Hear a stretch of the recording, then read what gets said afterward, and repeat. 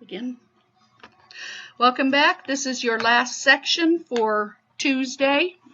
Please don't forget to make your 2 questions, multiple choice questions.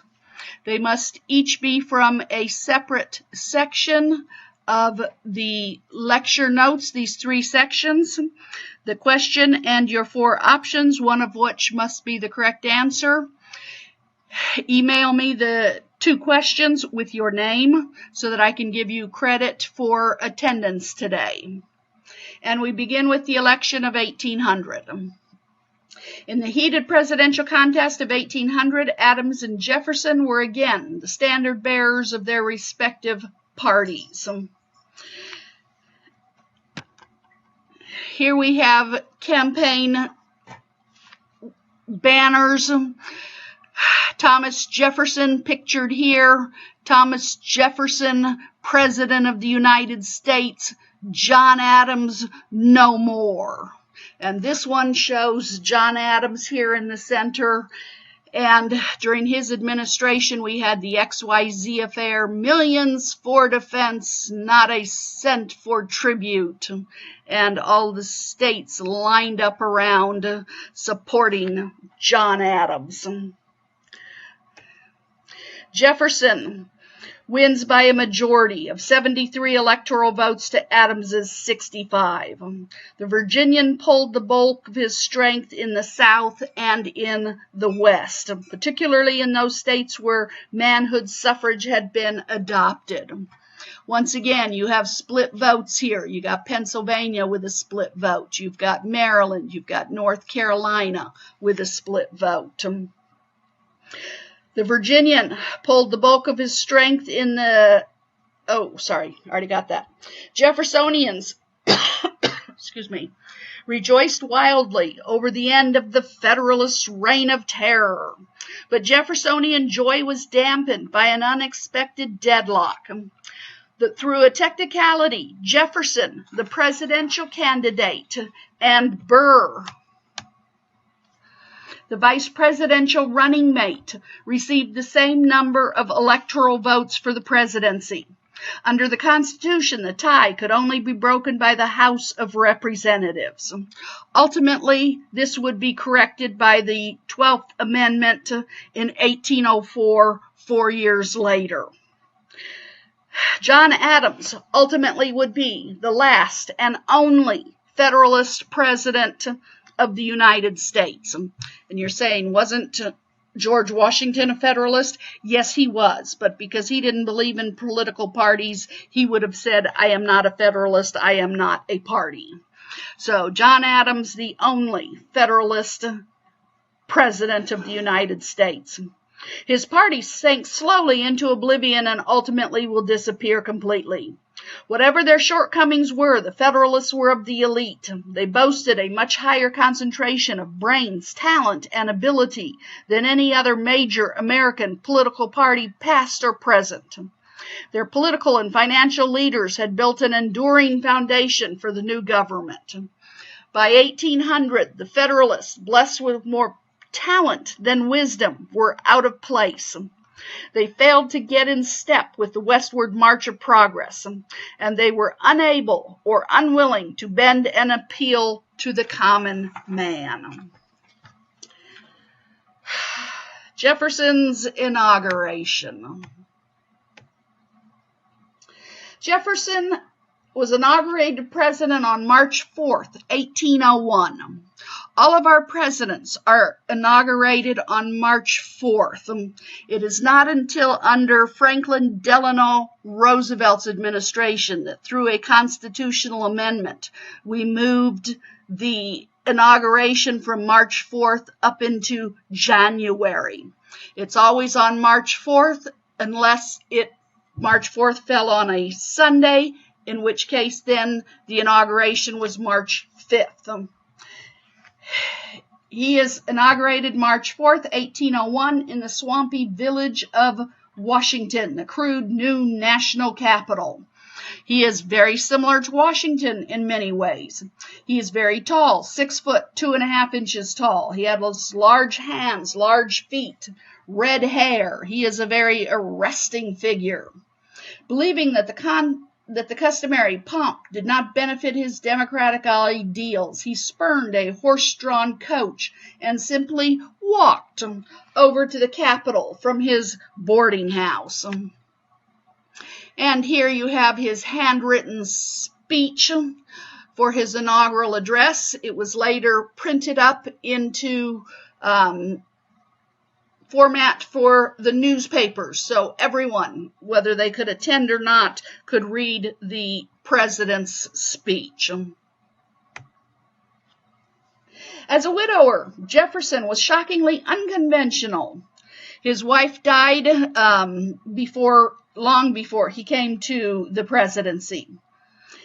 Having no one to police his apparel, he would receive callers in sloppy attire, on one occasion in a dressing gown and heelless slippers. In other words, in his bathrobe and slippers. He started the precedent, unbroken for 112 years, of sending messages to Congress to be read by a clerk. He was painfully conscious of his weak voice and unimpressive platform presence. I mentioned this in class once. During World War I, President Wilson changes this and says, I'm not sending a clerk to read my messages, and he goes and personally addresses Congress. And since then, every president has himself gone and addressed Congress once again. The incoming president speedily pardoned the martyrs serving sentences under the sedition law, and the government returned many of the fines. Shortly after Congress met, the Jeffersonians enacted the new naturalization law of 1802 and reduced the unreasonable requirement of 14 years of residency back to the former requirement of 5 years before becoming U.S. citizen. Jeffersonians had their knives sharpened for the scalp of Chief Justice John Marshall. Adams had appointed him to the Supreme Court in the dying days of his term. Marshall was actually the cousin of Thomas Jefferson. The Federalist Party dies out, but the dogma, the beliefs of the party will live on for years because Chief Justice John Marshall makes it onto the Supreme Court in the last month before John Adams leaves the White House, and he will live 34 years under Republican presidents. So he will serve 1 month under a Federalist president and 34 years under Republican presidents. And he will go on passing down Federalist dogma, even though no more Federalist presidents will be in office. He is Thomas Jefferson's cousin. So many similarities. This is Chief Justice John Marshall. This is Thomas Jefferson here. Chief Justice John Marshall, Thomas Jefferson. Do they look like, man, they could be twins. Very, very similar. Both extremely tall, intellectual, but on political views, very different. One is a Jeffersonian Republican, and the other is, is a Federalist. As a Virginia Federalist, he was cordially disliked by the states' rights Jeffersonians. The Federalist Party died out, but he would continue. He would strengthen the concept of a powerful central government upon the American political and economic system. And one of those decisions is Marbury versus Madison, passed in 1803. The controversy, what was all going on there, soon gets lost. Who cares what the argument was? What came out of the case of Marbury versus Madison was the principle of judicial review. And that is the concept that the black-robed tribunal of the Supreme Court alone had the last word on the question of constitutionality. When we created our Constitution and set up three sections of government, the presidency, the Congress, the Supreme Court, the court system, everything was not ironed out. Well, in this case of Marbury versus Madison, John Marshall says the group who decides whether something is legit or not, constitutional or not, is the Supreme Court. I don't care if the Congress passes it. I don't care if the president signs it into law. If the Supreme Court determines it is unconstitutional, it is out. Many people feel that 9 is the magic number on the Supreme Court. That is also something that the Constitution has never set up. It is merely set up that it must be an odd number. And as you can see here, the number of justices on the Supreme Court at the time Marbury versus Madison was determined, there was 5. Now, we have had 9 for well over 100 years, 150 years probably, and so that has become the magic number. And so the chances of it changing from 9 is probably slim, but the Constitution does not say an exact number, merely that it must be an odd number. Jefferson and the Barbary States of North Africa. As a passionate champion of freedom, Jefferson distrusted large standing armies as a standing invitation to dictatorship, pinning instead his faith to the fail reed of an ill-trained militia. Jefferson reduced the military establishment to a mere police force of 2,500 officers and men combined. The Republicans, primarily agrarians, saw little point in protecting a few Federalist shippers with a costly navy that all the taxpayers would have to support. Remember that chart, the Federalists and the Jeffersonians, the Anti-Federalists, the Republicans, the Democratic Republicans, later then finally just the Democrats. They are agrarian. They don't believe in a strong army and a navy. This fits right in there. Why should everyone pay for a strong navy that mainly will protect the shipping interests of the North? By the way, time to read that article on D2L on George Clinton. We're coming up to his time frame.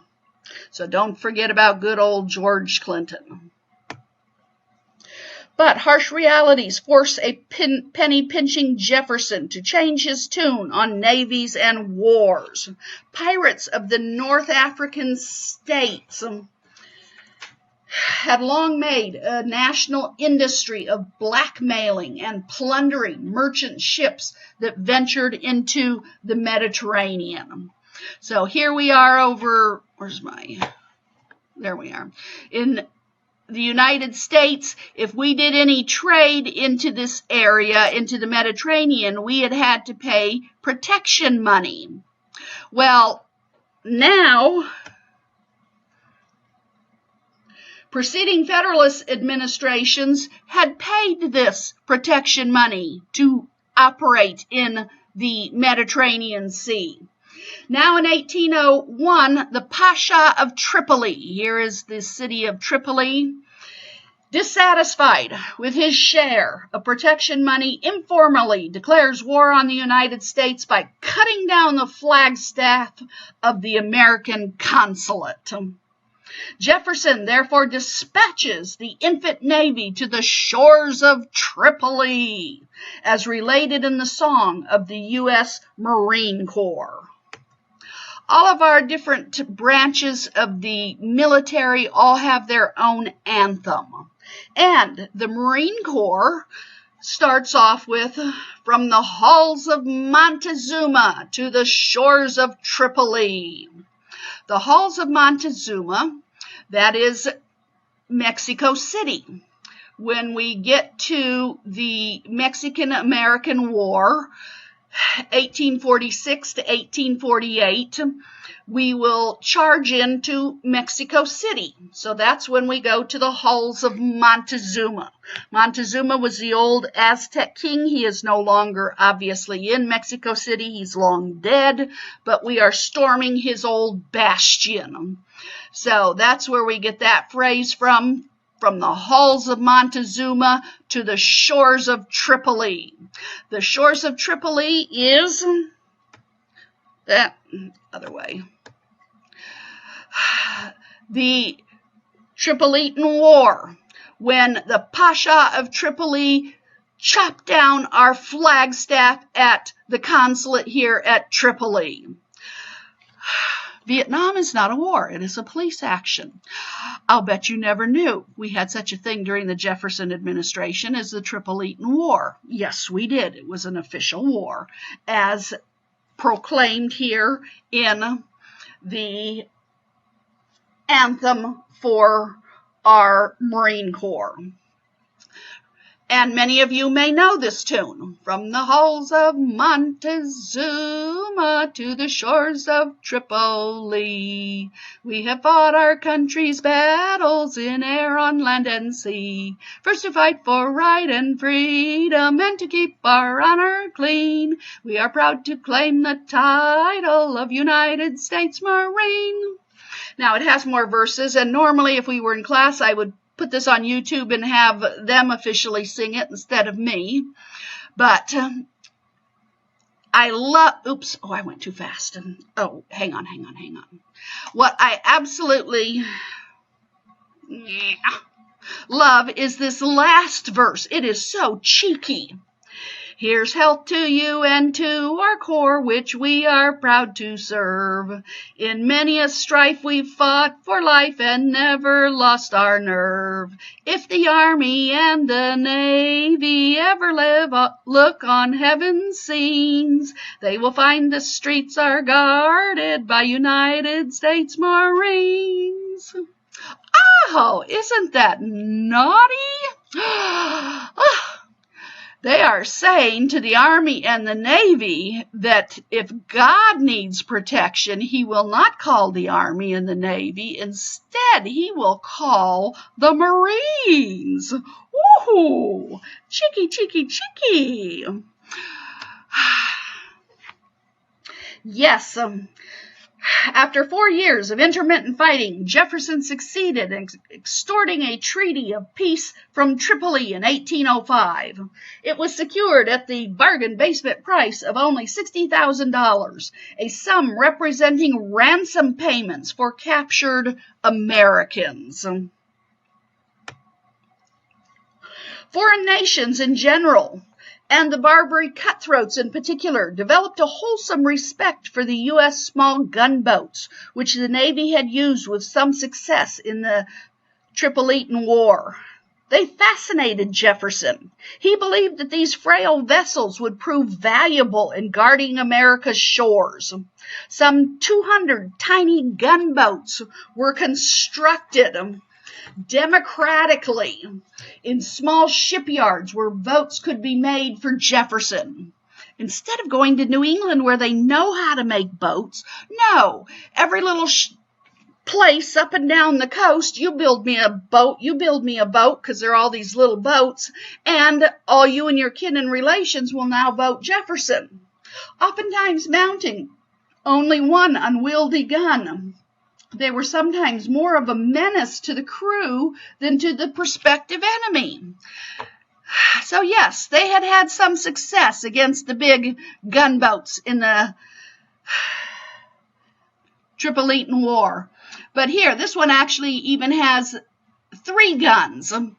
But had we had some frigates with 32 guns on each side, a 64-gun huge frigate, when the War of 1812 broke out, we would have spent our money ever so much more usefully. All these little 200 boats proved rather useless in the upcoming War of 1812. A very misuse of money, as it turns out. Well, another very good thing that happens during Jefferson's administration. In 1800, Napoleon Bonaparte demanded, the King of Spain to cede to France the immense trans-Mississippi region of Louisiana, which included the New Orleans area. The Spaniards at New Orleans now withdrew the right for the American frontier farmers to deposit their goods at the port of New Orleans. All transportation was now at a standstill, and the frontiersmen were in a fighting mood again. We have had this problem going on for a while. We get our goods down to the Mississippi, we get down here, and then Spain would say you couldn't get out through New Orleans. Well, we had finally done the Piggy Treaty, and we had worked that all out. We could deposit at New Orleans. Now, Napoleon says to the King of Spain, give me this massive tract of land. It belonged to Spain. Well, the King of Spain was so weak, and he didn't want to argue with Napoleon. He just hands it over. And so now suddenly Spain will no longer let the U.S. out. We are back to the same problem we were before. And so in 1803, Jefferson sends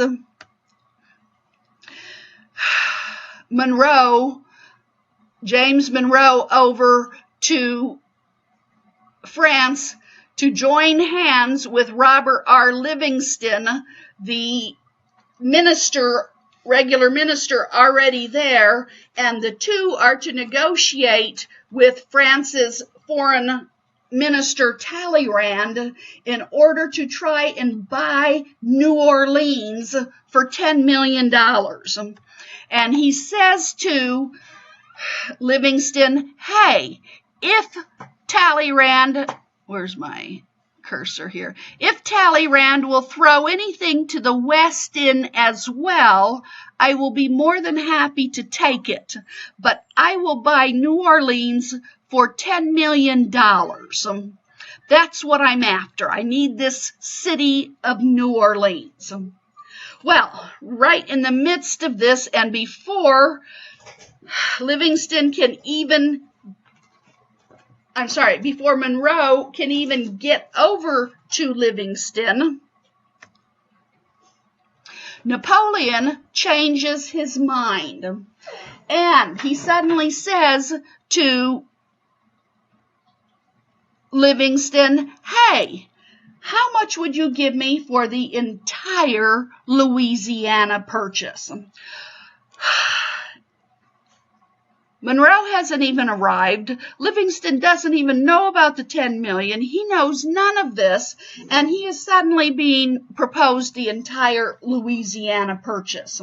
Well, without any authority, after about a week of haggling, treaties were signed under the date of April 30th, 1803. And Louisiana was ceded to the U.S. for about $15 million. And here you have the two U.S. negotiators, because of course Monroe does arrive. And the Louisiana Purchase here, and of course you've got the wax stamps. I enlarged that section there. You've got Robert Livingston and you've got James Monroe, and I am assuming that that is Talleyrand.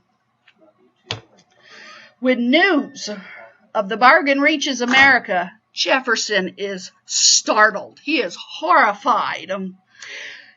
There have been 3 treaties signed which pledged $15 million for New Orleans.